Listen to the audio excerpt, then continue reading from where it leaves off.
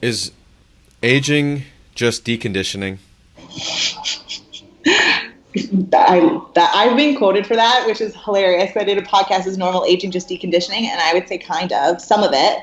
So there's going to be a certain level of decline that we can't control.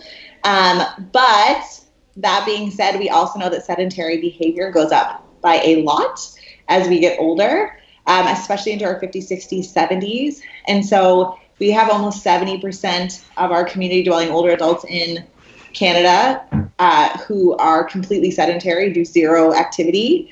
And the literature on sedentary behavior says that in order to mitigate the negative consequences of sedentary behavior, they would have to participate in 60 to 75 minutes of moderate to vigorous intensity exercise to combat those changes. And so other than the master's athlete cohort who may be actually doing that, some of normal aging is just lack of movement. Well, I think the things that you got going on and the education that you're putting out there is definitely putting a dent in that. This was a great conversation. What projects do you have coming up, and what do you got coming down the pipeline in regards to the Masters Athlete Collective, Stave Off, Institute of Clinical Excellence, all that stuff?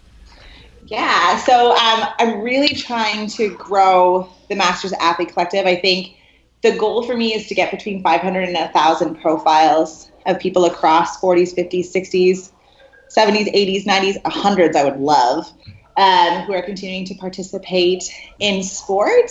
And then I'm hoping from that, like my long-term plan with the Masters Athlete Collective would be to get a group of physical therapists who are specializing in different sports and have them provide programming for Masters athletes with the consideration of some of the clinical variables as well as the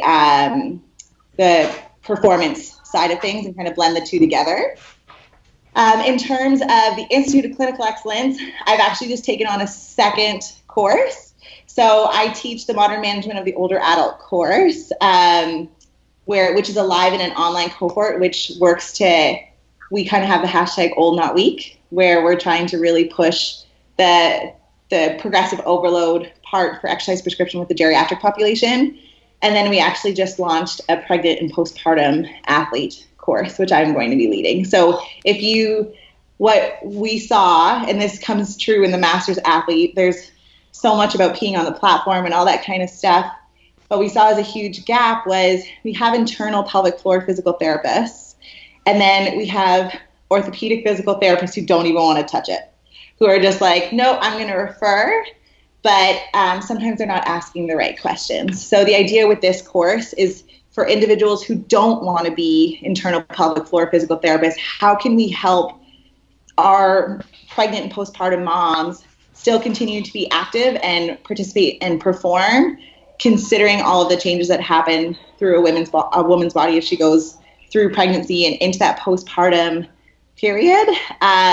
So I've linked up with an internal pelvic floor therapist, but we're looking on the performance musculoskeletal non-internal side. Because I want to get guys, I want to get more men comfortable saying, how was your pregnancy? How was your how was your delivery? And now you're having back pain. What are some of those considerations, and feel comfortable with that? But I feel like sometimes when it's the internal side of it, it just tends to be a female dominated world, which is fantastic. But I would like to encourage more men to get involved in some of those conversations and feel comfortable. So that kind of blends. I feel like I blend the older adult Masters athlete and pregnant postpartum. It's kind of a sliding scale and continuum. So I'm really excited about that.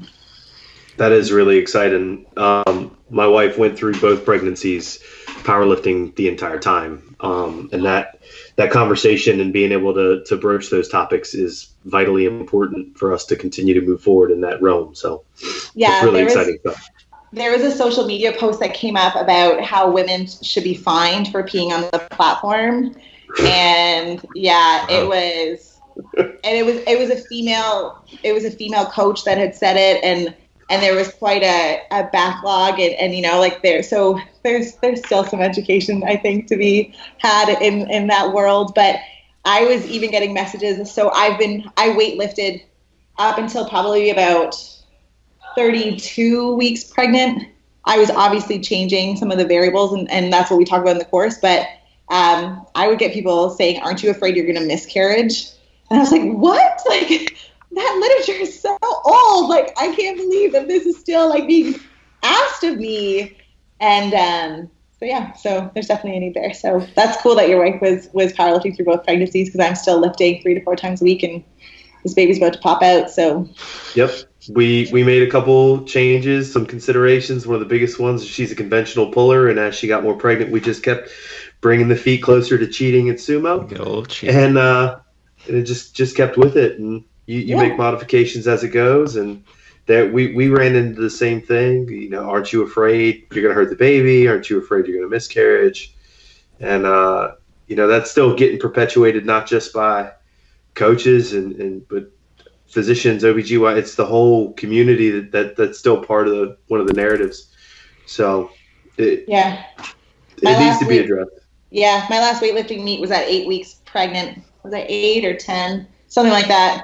But awesome. Yeah, I had a high-risk OBGYN give me the all clear. The only thing that I was worried about was contact, because you're not supposed to be, placental abruption can go up if you're in contact sports. But because my body was so used to that contact point of the snatch, it wasn't really a big deal, and PR'd my snatch that day. Nice. It was a good day. Yeah. Good days had by all. And modified from it. Well, you talked about the fear of the clinician to even flex a hip past 90 after a post-op. So it's like, I think that type of fear, where we're talking about a pregnancy, is probably much, much more deeply rooted, even within the clinician. So it just comes back to education. Why you're doing the stuff that you're doing. And in medicine, right, we tend to err on the side of caution until proven otherwise. We saw the same thing in strength training, resistance training for kids with growth plate stuff, that perpetuation because of theory, but it was disproven. We see the same thing in breast cancer literature, where individuals with lymph node resection were told never to lift more than 10 to 15 pounds or participate in resistance training because of risk of lymphedema. And again, that's been debunked, but sometimes that is still being perpetuated. We tend to err on the side of caution until proven otherwise, but then that 15-year knowledge translation gap comes into play, and then it's this nasty spiral. So these kind of podcasts are great because we can start debunking some of those myths.